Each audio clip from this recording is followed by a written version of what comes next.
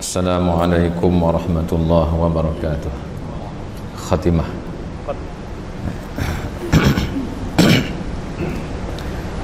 Bismillahirrahmanirrahim. Qala al-musannif rahimahullahu ta'ala wa nafa'ana bihi wa bi'ulumihi fid darain amin ya rabbal alamin. Khatimah. Bermula menuntut ilmu itu dengan beberapa syaratnya, dan setengah syaratnya itu hendaklah mengqasadkan daripada menuntut ilmu itu kerana diamalkannya, yakni amal ilmu.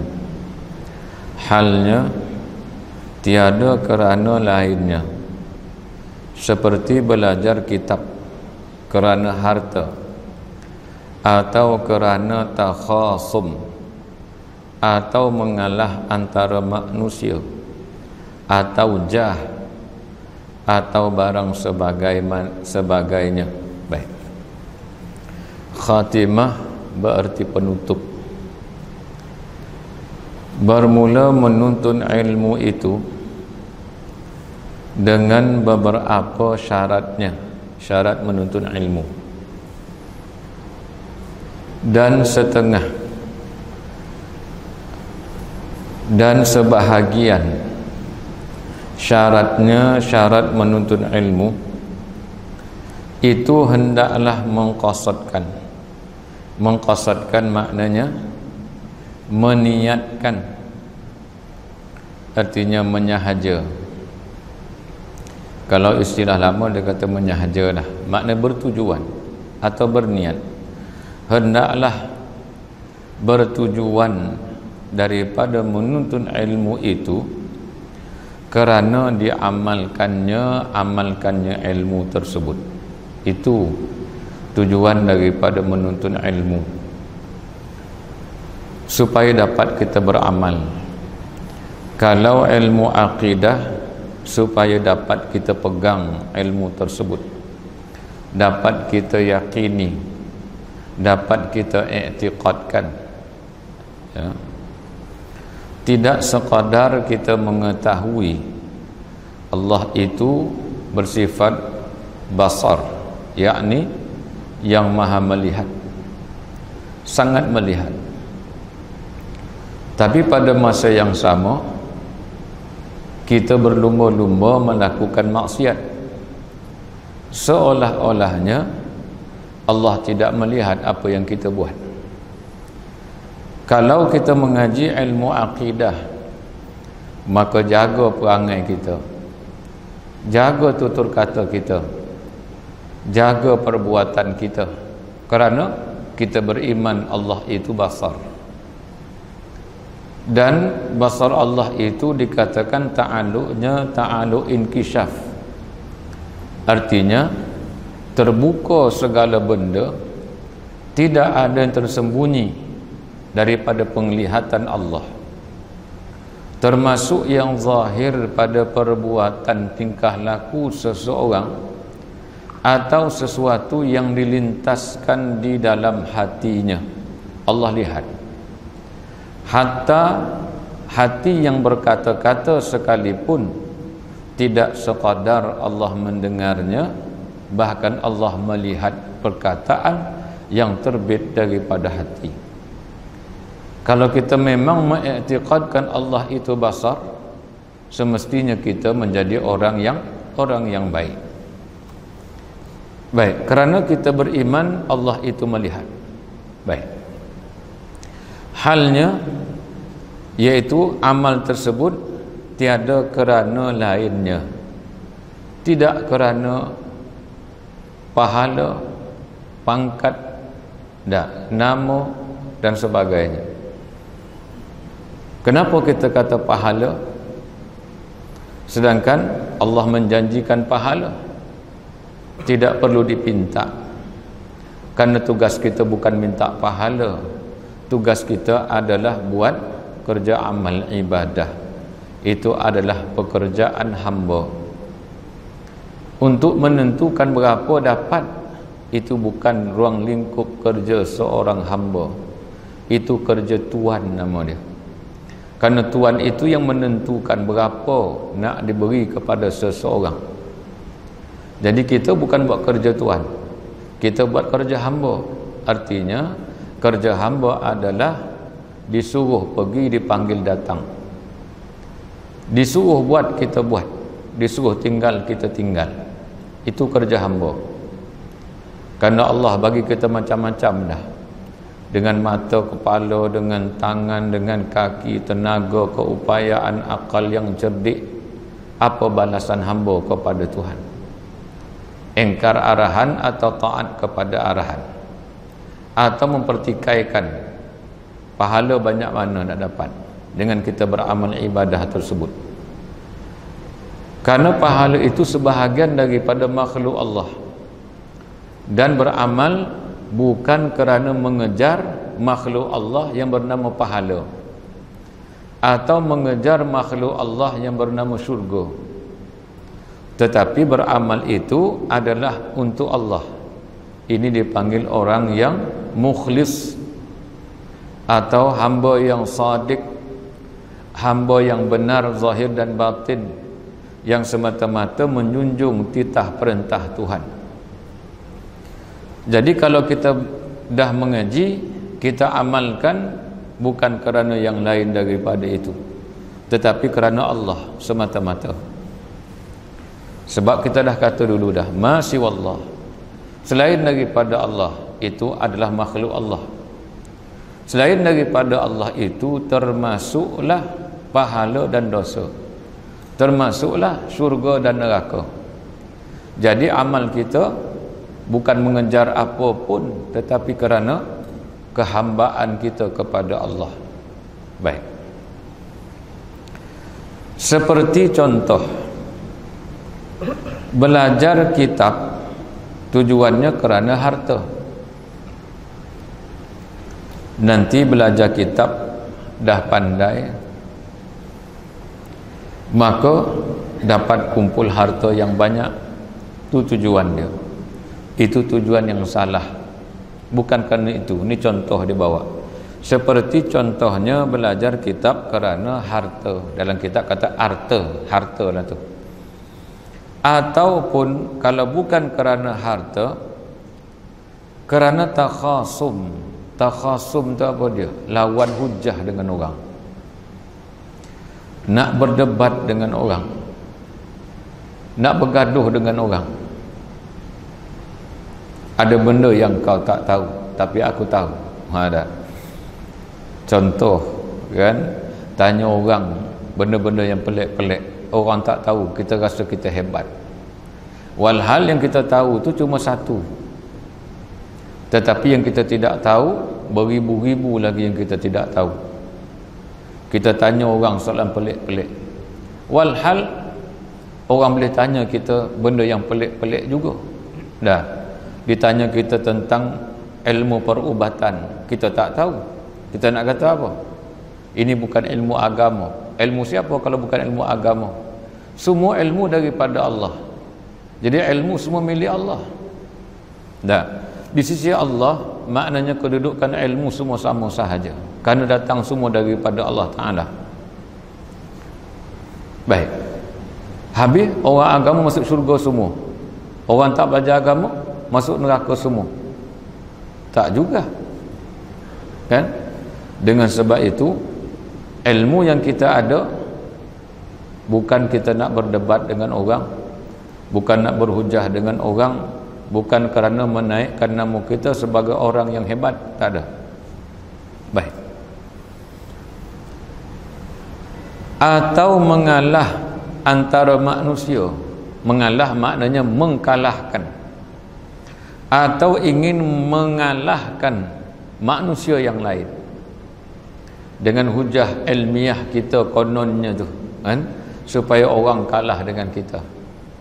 Walhal al-Imamul Ghazali Hujjatul Islam, siapa tak tahu dia, sehingga kan disebutkan gelarannya Hujjatul Islam, hujjah bagi agama Islam. Tapi akhirnya beliau melarang orang berdebat di antara satu sama lain. Kerana debat itu dilarang, akhirnya membawa kepada masing-masing berdusta dan berbohong untuk menegakkan hujah masing-masing. Sebab itu lebih baik diam. Lebih baik kita diam. Kerana diam itu kadang-kadang manfaat dia besar. Kalau seorang yang tidak cerdik, kalau dia diam, orang sangka dia cerdik. Kalau dia bercakap, orang tahu dia tak cerdik. Rupa dia kata lah, bodoh rupanya. Bunyi nampak macam cerdik, rupa macam cerdik dah. Tapi bila dia mengeluarkan dia punya hujah-hujah dia, orang tahu dia orang tak cerdik. Ada satu orang, dia nak berhujah, dia guna kitab Ihya Ulumuddin, tapi dia sebut Ihya salah. Ada orang nak mempertikaikan mazhab, dia sebut mazhab pun salah, mahzab. Jadi orang tahu yang dia tak ada ilmu. Awal-awal orang nampak dia macam banyak ilmu, sembahyang dia bagus, kemudian nak menyalah-nyalahkan orang, tiba-tiba dia kata mahzab ni tak ada zaman Nabi. Mahzab, bila sebut mahzab, tahulah orang yang dia jahil murakkab. Baik dia, besar faedah dia. Kemudian atau jah ni apa dia? Iaitu berbangga. Orang yang suka kebanggaan dipanggil hubbul jah. Hubbul jah, suka nama diangkat, suka nama dijulang tinggi. Bukan itu tujuan nak belajar. Atau barang sebagainya, artinya daripada yang disebutkan tadi. Apa jua yang selain daripada itu, tujuan-tujuan yang lain. Itu yang pertama. Maknanya belajar kerana Allah, bukan kerana makhluk Allah. Dan setengah syaratnya, iaitu sebahagian daripada syarat belajar kitab itu, ialah hendaklah membaca ia akan risalah kitab daripada permulaan sampai kepada akhirnya, akhir kitab. Maknanya mengaji daripada mula sampai habis. Jangan mengaji setengah-setengah, ya. Jangan mengaji setengah-setengah. Ambil daripada mula sampai sudah. Kerana keilmuan di dalam ilmu akidah atau ilmu fiqh atau ilmu tasawuf, ulama kita susun sangat cantik. Setiap daripada lebaran yang selanjutnya itu, dia berkait memahami lebaran yang sebelumnya. Sentiasa kait mengait, kait mengait, kait mengait. Kalau tertinggal yang di bawah, dikhawatiri yang atas disalah fahami.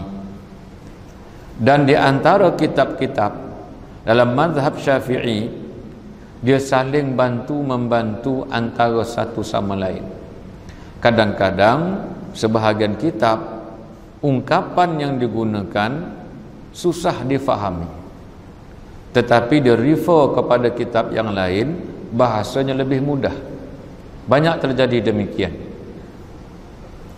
Baik, kadang-kadang kitab akidah tuan-tuan mengaji, kitab Faridatul Faraid nipis, kitab Syarah Jauharah ni tebal sikit, kitab Durus Samin lebih tebal, kitab Aqidatun Najin tebal. Kenapa ada tebal nipis? Sebab itu inilah jenjang ataupun tingkat pengajian. Daripada kitab yang nipis disebarkan, dibesarkan, dibesarkan, dibesarkan. Kita kata mengaji kitab kecil, baik mengaji kitab besar. Kitab kecil ini tuan-tuan adalah kitab yang daripada kitab besar dipadatkan menjadi kitab kecil. Maknanya dia tidak bergantung kepada besarnya kitab, tetapi besar atau tidaknya guru yang mengajar. Kalau guru yang hebat, kitab yang kecil, pembahasan dia detail. Sebab itu pentingnya adalah guru yang mengajar tersebut. Kalau kitab kecil sekalipun, dia akan menjadi besar. Karena dia adalah kitab yang besar, yang dikecilkan, disebulekkan, kata bahasa ni 9, ya, dipadat-padatkan dia, akhirnya menjadi kitab yang tak banyak muka surat dia, tetapi sebenarnya sangat padat. Baik, maka kena mengaji daripada satu kitab ke satu kitab, dan kitab itu hendaklah dikhatamkan daripada mula sampai sudah. Baik, kemudian dan setengah syaratnya mengaji lagi. Pertama tadi kerana Allah, yang kedua mengaji sampai khatam, dan setengah syaratnya, syarat menuntut ilmu itu hendaklah ada risalah kitab yang dibaca itu, risalah yang melengkap segala ilmu. Ini umum, ya. Dalam pengajian kita ini tidak melengkapi semua ilmu, ya. Jadi kita kena lengkapkan. Jangan sekadar mengaji akidah, mengaji juga fiqh, mengaji juga tasawuf. Kalau tuanku saya kata dulu, seperti jari kita ni, dia kata kalau kita pakai 2 je tak boleh, 2, tapi kalau 3 insya-Allah boleh. Dia kata macam mana pun dia boleh mengambil sesuatu. Kalau 2 dia tak kuat, dia kata mesti 3. Kalau macam ni lagi kuat, dia kata macam ni juga kuat, macam ni juga kuat, macam ni juga kuat. Dia kata mengambil sesuatu, sebab perlu 3. Maka 3 itu adalah fiqh, tauhid dan tasawuf. Baik, tapi kitab kita sekadar satu bidang sahaja, iaitu bidang akidah atau usuluddin ataupun tauhid.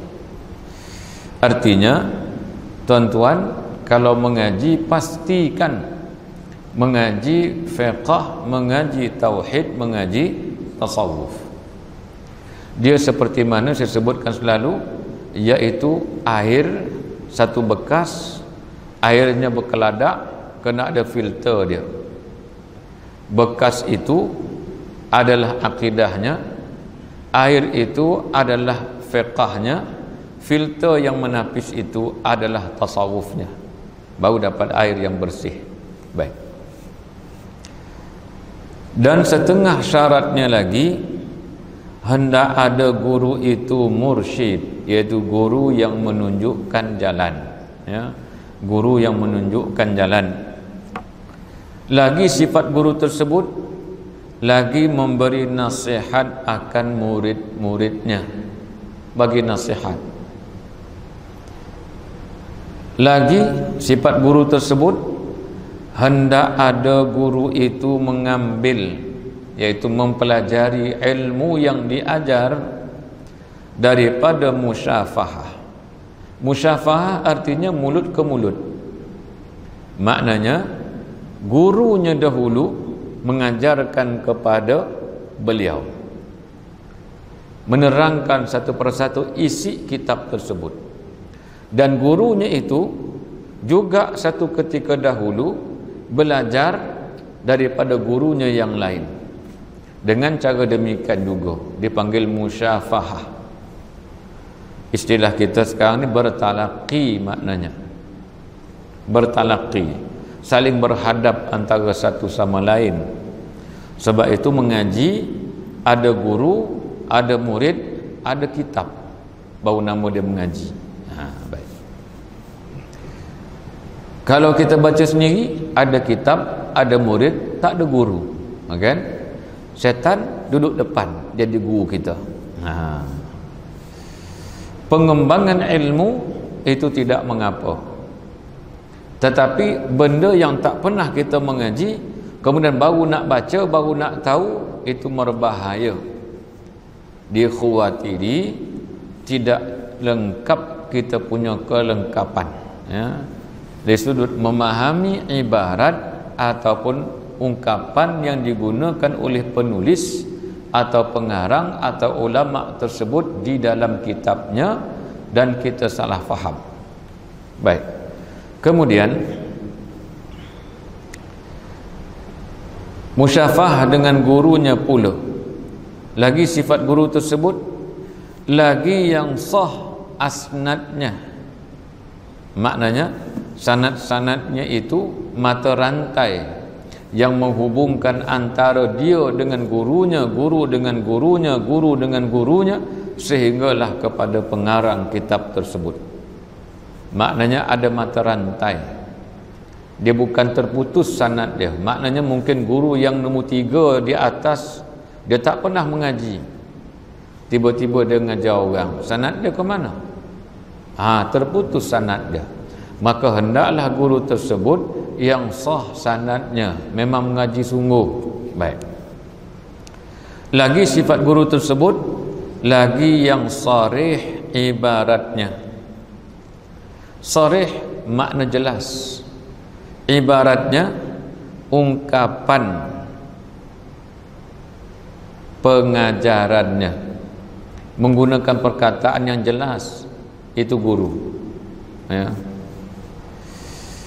Lagi sifat guru tersebut, lagi zahid. Zahid apa dia? Tidak mencintai dunia, bukan dunia keutamaan dia. Itu sifat guru. Kalau guru yang meletakkan dunia keutamaan, maka tinggalkan. Karena guru ini ada waridat dia. Waridat apa dia? Pewarisan, perangai daripada guru kepada murid. Sebab itu antara yang disebutkan oleh ulama sufi untuk seseorang itu menjadi wali Allah, maka cintailah wali Allah.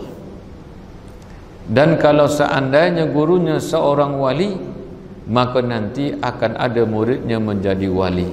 Itu adalah waridat yang diwariskan kepada murid-murid dia. Kalau gurunya tidak mencintai akhirat tetapi mencintai dunia, maka nanti murid-muridnya pun sama, gila dunia. Baik. Lambat bayar, guru dia bising. Nanti anak muridnya pun sama juga.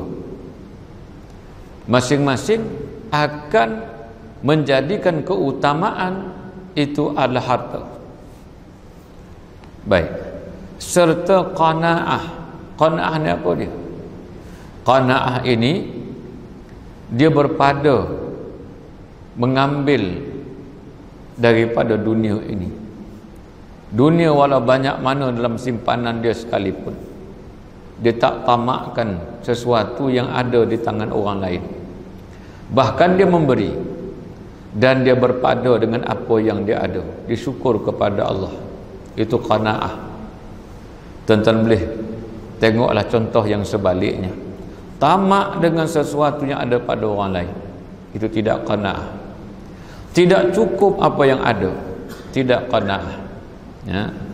Qanaah ni makna apa? Puas hati dengan pemberian Tuhan kepada dia. Orang yang tidak berduit, maknanya duit tak banyak, tapi dia boleh memberi di tabung masjid, itu sangat hebat. Orang yang banyak duit, dia bagi ke tabung masjid, itu biasa, dia tidak mengurangkan apa-apa.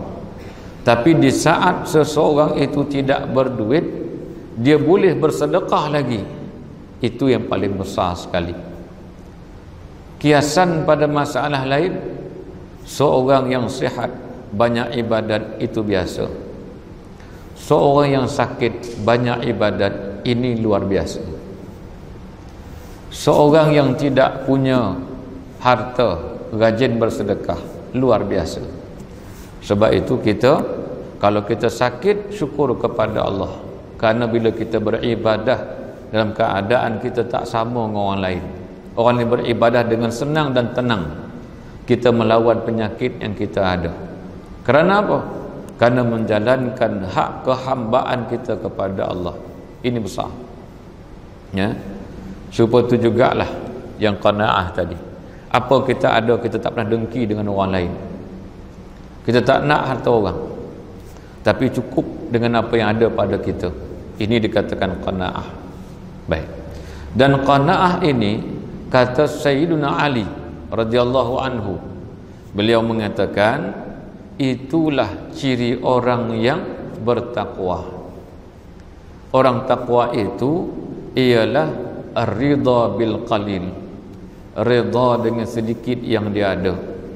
Kita ada sedikit, kita redha. Dah, itu orang dipanggil orang takwa.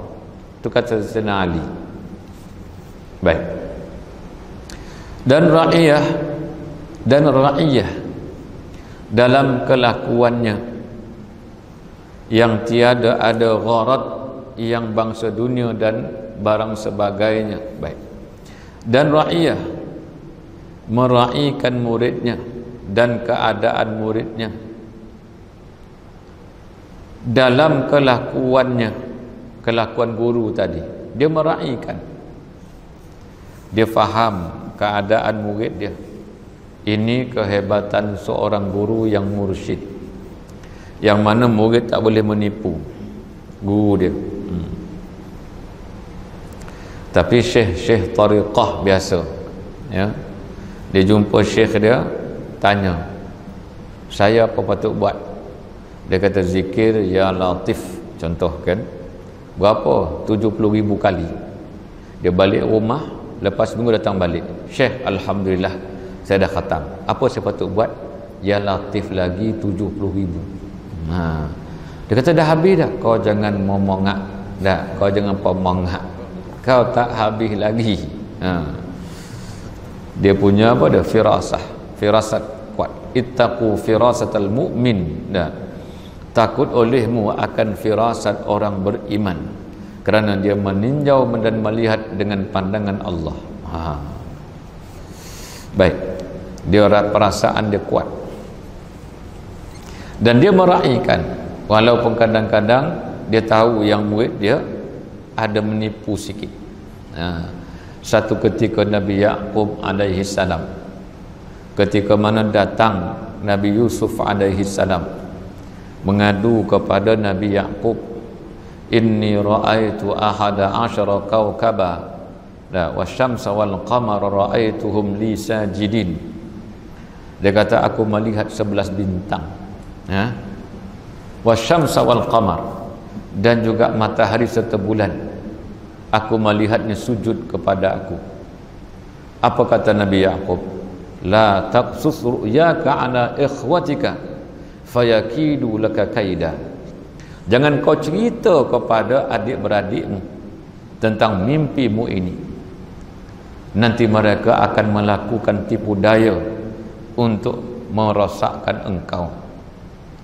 Akhirnya Nabi Yusuf dicampakkan ke dalam telaga.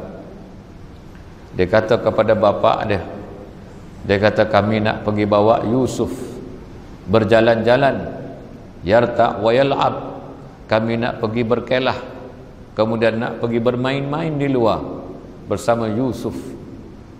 Bapa dia keberatan, tapi akhirnya dibenarkan juga.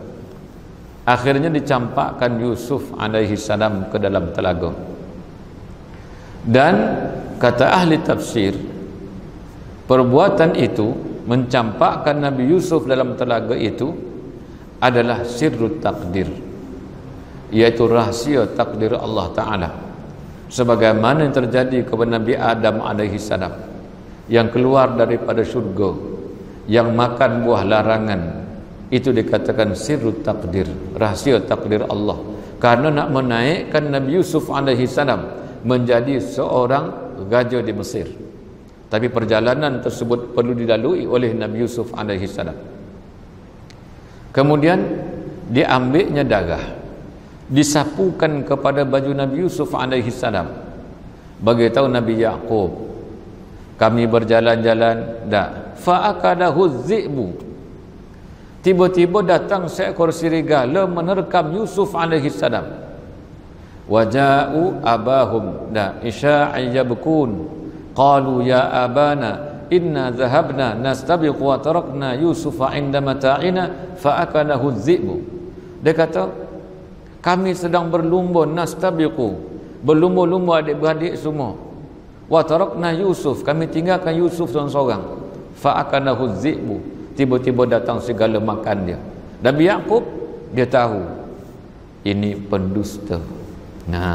Nabi Yusuf tak akan dimakan oleh serigala. Nah, ini wajah dia kata bidamin kazib, dia datang bawa dengan darah palsu kepada Nabi Yaqub alaihi salam. Ini antara sifat seorang mursyid adalah meraihkan, walaupun dia tahu anak dia ni kelentong. Dah. Tapi apa kata ahli tafsir? Dia kata semua anaknya itu adalah para nabi. Apa yang terjadi itu adalah sirrut takdir, rahasia takdir Allah Ta'ala yang membawa akhirnya Nabi Yusuf menjadi raja di Mesir. Dah. Jadi Nabi Yaqub walaupun dia tahu bahawasanya ini kelentong, tapi dia tak kata jangan kau kelentong. Nah, tak. Nah, karena yang beritahu itu adalah Allah Ta'ala dan Nabi Yaqub alaihi salam. Baik. Dan ra'iyah dalam kelakuannya yang tiada ada gharad. Gharad itu tujuan. Yang tidak ada tujuan, yang bangsa dunia tidak ada kepentingan apa-apa dengan meraihkan anak muridnya tadi. Tidak ada kepentingan apa-apa.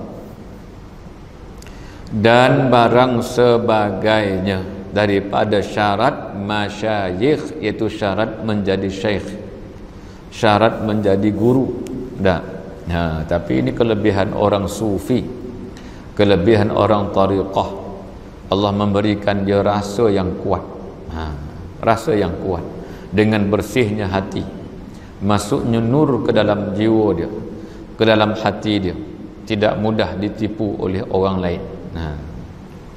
Tapi saya kena tipu, tu tandanya kamu tidak ada nur. Dia kata tu guru pun kena tipu. Dia kadang-kadang bukan tak tahu, dia ditipu. Orang tu ingat dia memperbodohkan seorang ulama, tetapi sebenarnya dia memperbodohkan dirinya sendiri. Baik. Karena kita ni kadang-kadang yang menipu tu mulut, tapi perbuatan kita tak pernah menipu kita pula. Kita ambil hak orang depan-depan orang, ambil hak dia. Mulut kata apa? Saya tak ambil. Tapi orang nampak tak tangan kita mengambil? Nampak. Mulut boleh menipu? Boleh. Tangan tadi tu tak menipu. Mulut kita menipu, tapi badan kita tidak menipu kita. Sebab itu para ulama dia mengaji semua. Sehingga kan bila ditipu orang, dia nampak isyarat mata, isyarat tangan, isyarat kening semua. Penipu orang ni. Walaupun dia kata betul ni saya tak tipu, tapi kening dia mengatakan tak, dia ni menipu. Kening dia kata dia menipu, mata kata menipu, kan? Sebab tadi tangan dia ngambil barang orang, mulut dia kata tak. Memang dia boleh tipu orang lain, tetapi bukti ada depan mata. Bagi orang yang tahulah. Baik. Dan syarat murid yang telah tersebut dalam rasail yang mutawwalat. Dan syarat murid, maknanya dan tengok lagi lah syarat yang lain yang telah tersebut, yang telah pun dituliskan, digariskan di dalam rasail, makna dalam risalah-risalah yang mutawwalat, yang panjang perbahasannya, dipanggil mutawwalat. Iaitu tengoklah kitab lebih besar lagi, dia ada bahas berkenaan dengan adab seorang murid, adab seorang guru. Kalau kita belajar, kita tak terikut kadang-kadang. Karena yang perlu dihormati bukan sekadar murid, kadang-kadang keluarga gurunya, bukan sekadar guru, keluarga gurunya sekali. Bagi salam siapa dulu? Guru bagi salam ke murid bagi salam dulu? Atau memang tak bagi salam? Jumpa guru dia, supaya jumpa kawan-kawan dia. Begitu guru dijadikan musuh pula lagi. Guru dijadikan sebagai musuh utama dia. Tidak ada keberkatan hidup. Sebab itu saya ingat guru saya pesan makin. Dia kata ada 3 perkara yang kena diingat kalau derhakanya seorang murid kepada gurunya. Yang pertama sekali, ditarik segala keberkatan hidup dia. Tidak ada barakah dalam hidup dia. Pergi sana minta barakah, pergi sini minta doa untuk barakah. Barakah apa yang ada? Kalau seandainya gurunya itu dijadikan sebagai kawan untuk bergaduh dan sebagainya, barakah hidupnya akan ditarik. Yang kedua, dipicitkan rezekinya. Maknanya disempitkan rezeki. Dia kata dia pun ajar anggur dia makin kaya, nampak barakah rezekinya hilang. Yang ketiga, dia khawatir yang terakhir mati dalam keadaan tidak beriman. Wal iyadzabillah. Nah. Baik. Banyak yang kita lihat, kita kena ambil berat. Dulu masa kita tak pandai, mazhab Syafi'i lah kita ikut. Dah. Tak ada yang salah mazhab Syafi'i ini, semua betul belaka. Bila kita dah pandai, mula kita komen. Pandai pun tak pandai sangat, kita komen mazhab Syafi'i. Yang tu tak betul, ni tak betul. Dia kata yang betul dia bukan mazhab Syafi'i, bukan mazhab Hanafi, bukan mazhab tu, bukan mazhab ni. Yang betulnya saya, iaitu saya pegang pada hadis. Akhirnya mazhab yang kelima. Ada. Tiba kawan dia kata pula pun tak betul juga, ada hadis lain pula lagi. Ambil mazhab yang keenam, mazhab dia. Dah. Kita selamat dengan mengikut mazhab Syafi'i. Sebab apa? Kerana Imam Syafi'i dia tidak sekadar imam fiqh, dia adalah seorang ahli hadis yang sangat hebat. Baca baliklah sejarah Imam Syafi'i berbanding dengan sejarah kita sendiri. Sebab bila kita tidak bermazhab, artinya kita berpegang dengan pandangan kita dalam memahami hadis Nabi. Cuba tengok, ada perkataan dalam Al-Quran. Contoh, innal insana lafi khusr. Contoh dia kan, innal insan, al-insan itu ada alif lam di pangkal dia. Itu tanda apa tu? Adakah dia am? Adakah dia mutlak? Kalau dia am, apa tanda dia am? Umum. Kalau dia mutlak, apa beza dengan am? Untuk memahami perkataan insan sahaja dalam perkataan al-insan. Kalau tanpa alif lam, maknanya apa? Nah, kalau itu kita tidak tahu, ikut je lah mazhab. Kan senang. Imam Syafi'i dia Masya Allah, ya, selamat kita. Baik. Maka kata Syekh Sanusi rahmatullahi alaih, sebagian ulama kata yang paling bagusnya perkataan rahmatullahi alaih berbanding dengan rahimahullah ataupun kataan almarhum. Nah, almarhum, rahimahullah, yang paling bagus rahmatullah. Kenapa rahmatullah lebih bagus? Kerana dalam pengajian ilmu bahasa Arab, rahmah itu dikatakan masdar. Kalau rahimah itu namanya fi'il madhi. Fi'il madhi itu artinya past tense. Past tense maknanya berkait dengan masa dulu. Kalau rahmatullah itu masdar, dalam bahasa Melayu dipanggil kata terbitan. Kata terbitan tidak berkait dengan mana-mana masa. Semalam ke, dulu ke, sekarang ke, akan datang ke, tak ada terkait dengan masa. Maknanya Allah itu tidak terkait dengan masanya, dulu ke, sekarang ke, akan datang ke, tetap merahmati dia. Itu lebih bagus kata sebahagian. Baik. Sebenarnya rahimahullah ke, almarhum ke, rahmatullah alaih ke, bagus belaka. Tapi terbagusnya kata rahmatullah ya alaih, segi balaghahnya. Baik. Ketahui olehmu bahawa sesungguhnya hukum tu apa dia? Keputusan. Sesungguhnya keputusan yang bangsa pada akal itu, hukum yang dibangsa, ada dal itu. Mudah-mudahan ada dal lebih tepatlah, mudah-mudahan ya. Sungguhnya hukum yang dibangsa, makna yang dinisbahkan pada akal, iaitu dinisbahkan kepada akal. Keputusan akal. Tu. Keputusan akal itu dibahagi atas 3 bahagi. Keputusan akal itu ada 3. Pertama, wajib, itu keputusan dia. Wajib itu artinya min haitsu wasfuhu bil wujub, Dah. Tapi mudah kita kata gitu je. Wajib dah. Kedua mustahil. Ketiga jaiz.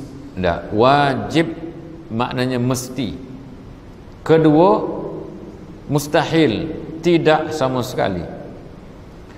Ketiga jaiz, boleh jadi. Itu keputusan akal. Orang kata anak lebih muda daripada bapa, itu pasti. Melainkan anak tiri je. Kan? Kalau dia nikah dengan satu orang yang jauh lebih tua daripada dia. Dia umur 20, kahwin dengan perempuan umur katakan 50, yang anaknya usia 30. Dia kata saya 20 tahun sekarang tapi anak saya tua sikit 30. Nah, itu boleh jadi orang kata betul tu, anak angkat, anak tiri. Dia kata tak, anak saya sendiri. Orang kata masa dia lahir kau pun tak ada lagi. Macam mana jadi bapa dia? Maknanya apa tu? Tidak sama sekali, mustahil. Dia kata ini anak saya. Berapa umur? Anak saya sekarang ni umurnya 38 tahun. Kamu 40 tahun. Mustahil juga. 2 tahun dapat anak. Umur 2 tahun ada anak dah. Kahwin umur berapa tahun? Setahun. Mustahil juga. Itu tidak sama sekali. Ni 8 tahun anak saya. Umur berapa? 38 tahun. Itu harus. Boleh jadi. Boleh jadi anak dia, mungkin anak orang lain juga. Baik. Kemudian saya jatuh. Ke mana? Ke bawah. Itu pasti. Dah. Sebab tak lagi orang jatuh ke atas. Maka erti wajib pada akal itu. Wajib pada akal maknanya wajib yang dinisbahkan kepada akal itu artinya barang yang makna sesuatu yang tentu adanya, pasti ya jawapan dia. Pasti ya, tentu adanya, atau pasti ya jawapan dia. Dan arti mustahil pada akal itu barang yang tentu tidaknya, iaitu pasti tidak jawapan dia. Tadi pasti iya, ni pasti tidak. Ni anak saya umur berapa? 38, kamu 40. Pasti tidaklah. Itu mustahil nama dia. Dan arti jaiz pada akal barang yang sah adanya dan sah tiadanya. Maknanya boleh jadi ada, boleh jadi tiada. Itu panggil jaiz. Baik. Maka wajib pada akal itu dibahagi pula atas 2 bahagi. Tadi hukum akal ada 3, wajib, mustahil dan harus, ya, atau wajib, mustahil atau jaiz. 3. Kemudian wajib itu dipecahkan pula kepada 2. Boleh nampak tuan-tuan kan? Tak sesusahlah kalau kita kata 8 pecahkan kepada 3, darab kepada 8 balik, kemudian bahagi pada 12. Itu memang tak nampak lah kita. Tapi kalau dah pecah 3, yang pertama pecah 2, maknanya dibahagikan pada 2 bahagian yang besar. Boleh nampak tuan? Wajib 1, mustahil 2, harus atau jaiz 3. Buat tajuk atas dia, hukum akal. Buat 3 anak panah. Wajib, mustahil, jaiz. Wajib tadi, buat 2 anak panah lagi. Nampak tuan-tuan? Nampak tak? Nampak hebatlah. Saya tak nampak tadi tu sebab saya tulis atas angin je. Tuan-tuan, saya tulis atas angin pun nampak hebat. Baik. Pertama, wajib daruri namanya. Itu yang pertama. Wajib daruri. Wallahu a'lam. Cantik dah tu. Kan? Nanti kita sambung akan datang ambil pada maka wajib pada akal itu dibahagi pula atas 2 bahagi. Al-Fatihah.